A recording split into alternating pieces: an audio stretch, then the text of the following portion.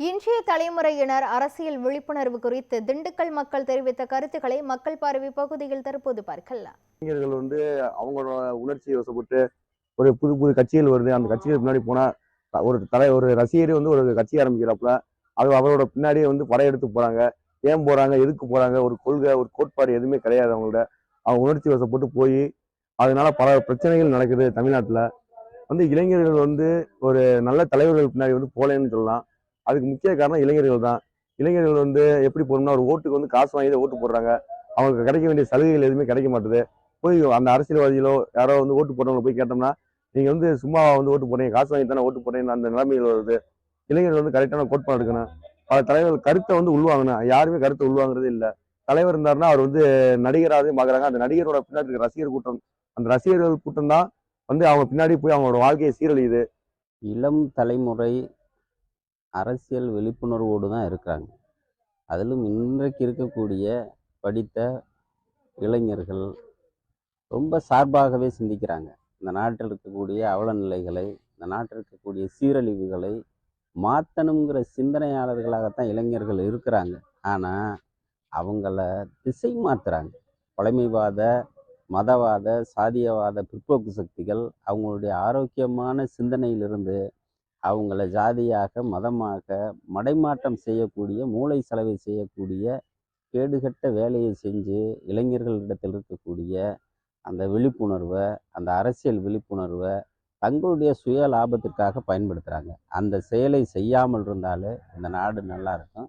இன்றைய தலைமுறை அரசியல் பல்வேறு வகையில் போய்கிட்டு இருக்கு. அதற்கு முதற்கண் என்ன செய்ய வேண்டும்னா, இளைஞர்கள் நல்லா படிக்கணும். படித்தாதே இன்றைய இந்தியா நல்ல வளர்ச்சி பாதையில் கொண்டு போக முடியும்.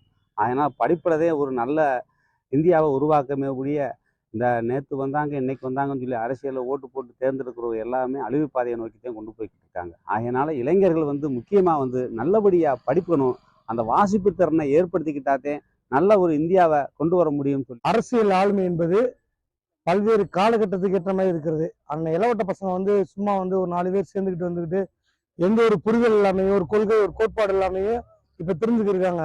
ஆனா ஒழுங்கான அமைப்பு, ஒரு கட்டமைப்பு எந்த ஒரு அரசியல் கட்சி செல்லுதோ அதுக்கு பின்னாடி போறதே நல்லது. சும்மா கொடி பிடிச்சது கோஷம் போறதெல்லாம் அரசியல் கிடையாது.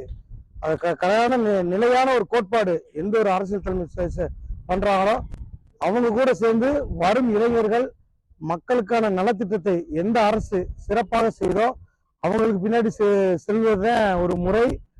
இளைஞர்களை இன்னைக்கு இளைஞர்கள் கடந்து வந்த பாதையையும் நம்ம அடுத்து முன்னேற போகிற பாதையும் கண்டிப்பாக தேர்ந்தெடுக்கணும். அதுக்கு என்னன்னாக்க நம்ம உலகத்தில் எப்படியோ அரசியல் மாறப்போ இங்கேயும் அரசியல் மாற்றத்தை கொண்டு வர்றதுக்கு இளைஞர்கள் நிறைய தெரிஞ்சுக்கிறணும்.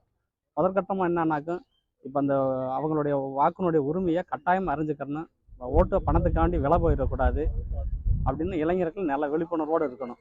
இளம் தலைமுறைக்கு பார்த்தீங்கன்னா இப்போ இருக்கிற அரசியல் பொருளில் ஓட்டடி இருந்தால் மட்டும் போதும் அப்படின்னு நினைக்கிறாங்க. அந்த வாக்காளர்களுடைய வாக்கு எப்படி நடக்குது, அது எப்படி ஓட்டு போடணும் அப்படின்ற விவரங்கள்லாம் இன்னும் நிறைய தெரியணும். அரசியலை பற்றி முழுமையாக நிறைய தெரிஞ்சுக்கணும்.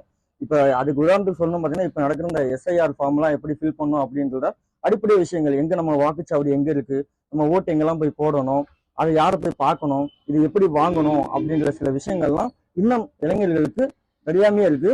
அதை விழிப்புணர்வாக அரசாங்கமும் சமூக அறிவியலும் தான் கொண்டு போய் சேர்க்கணும். மாணவர்கள் எல்லாருமே ஓட்டு வங்கியில் நிறைய வந்துட்டு இருக்காங்க. பல்வேறு தரப்பட்ட கட்சிகள் தமிழ்நாட்டில் பல்வேறு விதமாக ஒரு தலைமை சரியாக இல்லைன்றதுக்காக பல்வேறு கட்சிகள் புதுசாக தொடங்கிட்டு இருக்காங்க.